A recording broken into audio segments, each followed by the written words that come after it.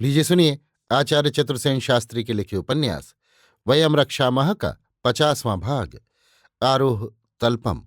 मेरी यानी समीर गोस्वामी की आवाज में। परंतु विप्रचित्र दानों की बेटी एक चक्र असुर पर मोहित थी। एक चक्र स्फूर्तिवान तस्कर असुर था। गहन वन के उस पार दुर्गम गिरिशृंग पर उसका दुर्गम दुर्ग था। दुर्ग जीर्ण और अति प्राचीन था। वहां अपने एक सहस्त्र तस्कर दानवों के साथ वो निर्द्वंद्व रहता था। तस्कर वृत्ति और आखेट उसका व्यसन था। उत्तम घोड़े और सुंदरी कुमारिकाएं जहां से जैसे हाथ लगे उड़ा ले जाने का उसे शौक था। वो स्वयं एक दुर्दांत धनुर्धर योद्धा और अश्वारोही था। वैसे ही उसके संगी साथी भी थे। उस दुर्गम दुर्ग में उसने बहुत से अमूल्य अश्व और तरुणी कुमारिकाएं एकत्र कर रखी थी। वर्ष नक्षत्र के दिन ये माया नगरी में मालिनी की डाक बोलने गया था। मालिनी से उसकी साठ गांठ पहले से ही थी, परंतु उसकी डाक बहुत ऊंची बोली गई। प्रथम रैक्व ऋषि ने ही बहुत स्वर्ण दिया और जानश्रुति ने उसके लिए द्विगुण स्वर्ण का ढेर लगा दिया। इससे एक चक्र निरुपाय हो गया। इतना स्वर्ण उसके पास न था। वो हाथ मलता रह गया और जानश्रुति मालिनी को अपने गधों के रथ पर बैठा कर ले गया। जानश्रुति बड़ा संपन्न दैत्य था। उसका महल, सेना, सैनिक सुरक्षा सभी कुछ था। उसके अवरोध से मालिनी को उड़ा ले जाना एक चक्र के लिए संभव न था। जानश्रुति का डाक स्वीकार करने को छोड़ मालिनी के लिए दूसरा उपाय न था। इनकारी का कोई कारण वो बता नहीं सकती थी। दुराग्रह करने पर उसका कौमार्य लांछित होता था, मर्यादा भंग होती थी। अतः उसने प्रचलित रिवाज के अनुसार उस समय हंसकर जानश्रुति के हाथ बिकना स्वीकार कर लिया। एक चक्र ताव पैच खाकर रह गया। फिर भी उसने मालिनी की आशा नहीं छोड़ी। वो उसकी ताक में रहा।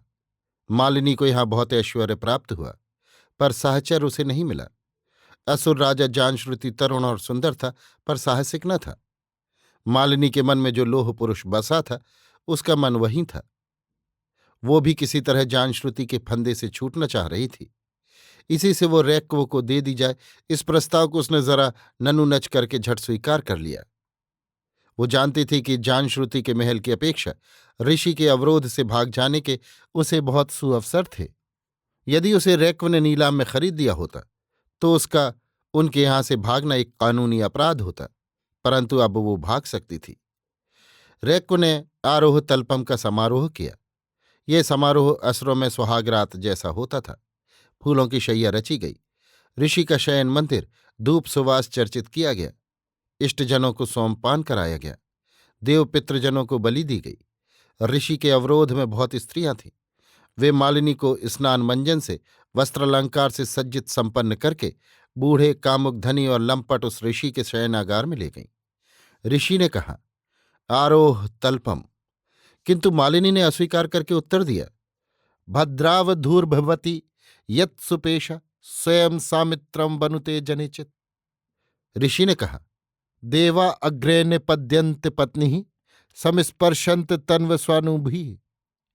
मालिनी ने उत्तर दिया, यथासौ मम केवलो नान्यासाम कीर्तियाश्चन्न। ऋषि ने कहा, सूर्यव नारी विश्वरूपा तापुष्यवत मामेरयस्व यस्याम बीजम मनुष्या वपन्ति या न उरुष्यति विश्रयाति यस्यामुशन्तः प्रहराम शेपम। मालिनी ने अस्वीकार करते हुए कहा, या पूर्वपतिः वित्त्वायानम विदन्ते परम पंचोदनम च तावदजम ददातु न वियोषत। इस प्रकार बहुत प्रकार से वैदिक वाद विवाद हुआ, परंतु मालिनी ने शय्यारोहण नहीं किया। ऋषि को पंचोदन अनुष्ठान स्वीकार करना पड़ा। अनुष्ठान में बहुत खटपट करनी पड़ी। बहुत देव, दैत्य, असुर, आप्तजनों को आमंत्रित करना पड़ा। देवों को बलि दी गई। आप्तों के लिए यज्ञ किए गए। दैत्यों, असुरों, ऋषियों को भोज दिए गए। परंतु समारोह की इस भीड़ भाड़ में अवसर पाकर असुर दस्यु एक चक्र मालिनी को उठाकर घोड़े पर बैठकर उड़नछू हो गया। सारा ही समारोह रुक गया। एक चक्र दस्यु के दुर्जय दुर्ग से मालिनी को वापस लाने का साहस किसी को नहीं हुआ। परंतु ऋषि रैक ऐसे न थे जो आसानी से उस मुख को भूल जाते। उन्होंने एकाकी ही असुर एक चक्र के उस दुरूह दुर्गम दुर्ग में जाने की ठान ली और वे खोज पता लगाते गहन वन में घुसे। वन में अनेक हिंस्र जंतु थे। अनेक दुर्गम नद, नदी, पर्वत, उपत्यकाएं थीं। परंतु ऋषिवर के हृदय में कामज्वाला धू धू जल रही थी। वे सब कष्टों और बाधाओं को पार करते हुए अंततः एक चक्र के गिरी शिखर पर अवस्थित दुर्ग के द्वार पर जा खड़े हुए। यों दुर्ग के द्वार तक पहुंचना आसान काम न था। ऋषि एकाकी थे, पदातिक थे, इससे जा पहुंचे। सेना साधन होने पर नहीं पहुंच सकते थे। मार्ग संकरा था, दुरूह था, सीधी चढ़ाई थी। जगह जगह बुर्जों पर भारी भारी शिलाएं इस ढंग से रखी हुई थीं जो चाहे जब लुढ़का दी जाती और सैकड़ों मनुष्यों की पिसकर चटनी हो जाती। पर बुर्जों पर नियुक्त असुरों ने इस बूढ़े निरस्त्र एकाकी ऋषि को देखकर बाधा नहीं डाली।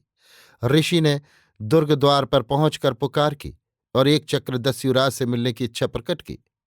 सूचना पाकर एक चक्र ने ऋषि की सादर अभ्यर्थना की, अर्घ्यपाद्य दिया और आने का कारण पूछा। ऋषि ने कहा, तू मेरी एक दासी को हर लाया है। कौन दासी? मुझे तो स्मरण नहीं। क्या वो यहां है? मात्सर्य न कर, तूने ही उसे हरण किया है। वो अवश्य ही यहां होगी। क्या किसी ने देखा? देखा नहीं, मैं जानता हूं। आप उसे पहचानते हैं? क्यों नहीं, वो नवकुसुम कोमलांगी दिव्य रूपा है। मृग शावक से उसके अमल नेत्र हैं, स्वर्ण सा उसका गात्र है, भौरों के गुंजन से उसकी वाणी है, पुष्प गुम्फिता लता सी देह यष्टि है।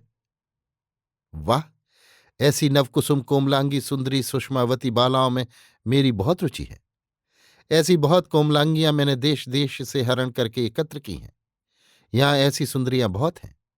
आइए, अवरोध में चलकर देखिए, आपकी दासी यहां है भी।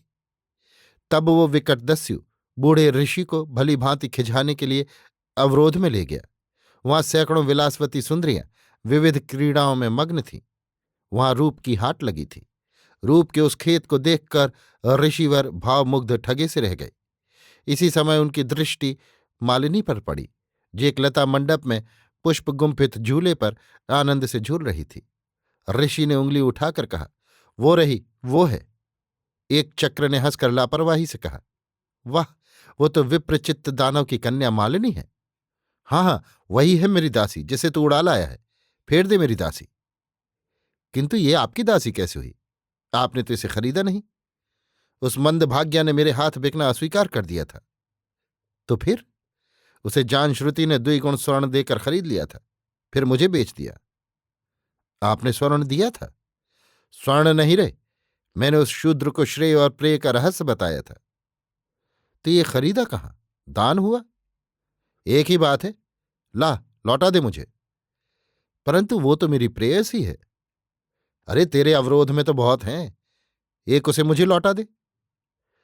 ऐसी सुंदर बालाओं में मेरी बहुत रुचि है ऋषिवर। फिर वो तो मेरी प्रेयसी है, लौटा नहीं सकता। अरे, तू ऋषि का भाग हड़पना चाहता है? चल, मैं तुझे भी श्रेय और प्रेय का भेद बता सकता हूं। ला, लौटा दे मेरी दासी। दस्यु ने हंसकर कहा, श्रेय और प्रेय का भेद मैं जानता हूं ऋषिवर, पर आप पर मैं एक अनुग्रह कर सकता हूं। वो क्या?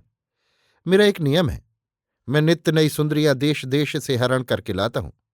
उनका यहाँ सब भांति मनोरंजन और सत्कार होता है। 1 वर्ष मैं उन्हें अपने अवरोध में रखता हूं।